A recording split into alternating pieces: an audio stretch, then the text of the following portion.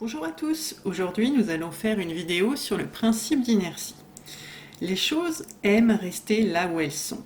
Aucun objet ne bougera à moins qu'une force le pousse ou le tire. Comme par exemple le pied va pousser le ballon avec une force F. C'est comme si tous les objets étaient paresseux.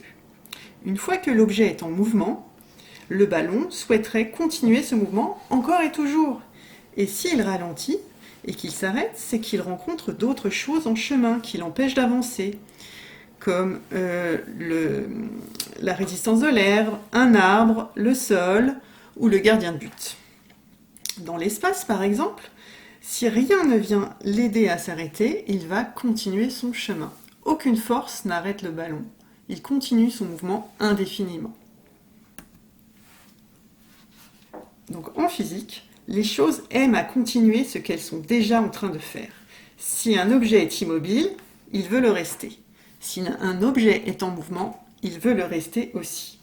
Autrement dit, les objets ont une tendance à résister au changement, une sorte de paresse. Les physiciens ont un mot pour dire ça, l'inertie. Pour comprendre cette notion d'inertie, imaginons un caddie vide et un caddie plein de courses. Il est plus facile de pousser le caddie vide que le caddie plein. Pareil, au moment de l'arrêter, il sera plus facile d'arrêter celui qui est vide plutôt que celui qui est plein.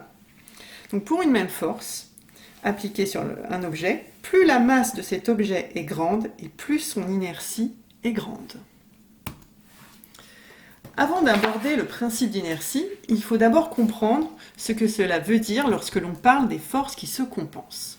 Considérons un objet immobile, ici, posé sur le sol. Nous allons faire le bilan des forces.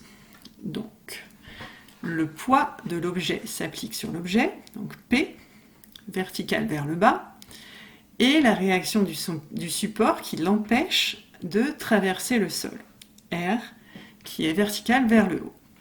On remarque que les forces se compensent, cela veut dire qu'elles ont la même direction, c'est la droite verticale, la même valeur en newton ou la même longueur de flèche, mais des sens opposés, pour qu'elles sont opposées et de même valeur. Donc ça, c'est très important à bien comprendre ces trois phrases-là. Elles ont la même direction, la même valeur et des sens opposés. Dans ce cas-là, ces forces se compensent. Mais vectoriellement, cela signifie que des forces qui s'exercent sur un système se compensent si la somme vectorielle de ces forces, delta sigma f, est un vecteur nul. Donc vectoriellement, ça s'écrit comme ça. Ça, ce symbole-là, c'est la somme des forces, sigma f. Et c'est égal au vecteur nul. Donc ici, on a P plus R en vecteur est égal au vecteur nul. Donc quand les forces se compensent, cela signifie que la somme vectorielle de ces forces est égale au vecteur nul. Voyons maintenant le principe d'inertie. Donc il est à apprendre par cœur. Dans un référentiel galiléen, c'est-à-dire un référentiel où le principe d'inertie s'applique, si les forces qui s'exercent sur un système se compensent, ou s'il ne subit aucune force, alors le système est immobile. Donc son vecteur vitesse est égal au vecteur nul. Ou alors il est en mouvement rectiligne uniforme, c'est-à-dire que son vecteur vitesse ne varie pas. Voici l'exemple d'une voiture qui roule sur une ligne droite à vitesse constante. Son mouvement est rectiligne uniforme. Donc cela signifie que les forces qui s'exercent sur la voiture se compensent. Vectoriellement, on dit que si la somme des forces est égale au vecteur nul, alors le vecteur vitesse est égal au vecteur nul, ou alors le vecteur vitesse ne varie pas. Réciproquement, si l'objet est immobile ou s'il est en mouvement rectiligne uniforme, alors la somme des forces est égale au vecteur nul, c'est-à-dire que les forces se compensent.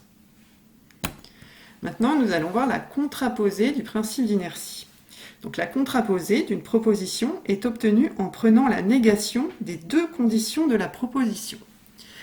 Alors, lorsque le vecteur vitesse d'un système varie, alors les forces qui s'exercent sur ce système ne se compensent pas. Donc la somme des forces n'est pas nulle. Réciproquement, si les forces qui s'exercent sur son système ne se compensent pas, alors le vecteur vitesse du système varie. Le mouvement n'est pas rectiligne uniforme, ni immobile. En résumé, donc on regarde si les forces qui agissent sur le système se compensent. Donc là, on a un exemple de 4 forces. Les forces verticales se compensent, les forces horizontales se compensent. Bien, le principe d'inertie dit que le mouvement est rectiligne et uniforme. On voit que les petits points sont espacés régulièrement. La contraposée, si le mouvement n'est pas rectiligne uniforme. Donc là, on voit que le chemin n'est pas du tout rectiligne ni uniforme. On aura alors les forces qui s'appliquent sur le système qui ne se compensent pas. Voyons l'application à la chute libre. La chute libre, c'est quand un objet tombe, il est attiré par la Terre. Et son unique force est le poids. Donc le système en chute libre est en chute libre lorsqu'il n'est soumis qu'à son poids. La somme vectorielle des forces qui s'exercent sur un système en chute libre n'est pas nulle.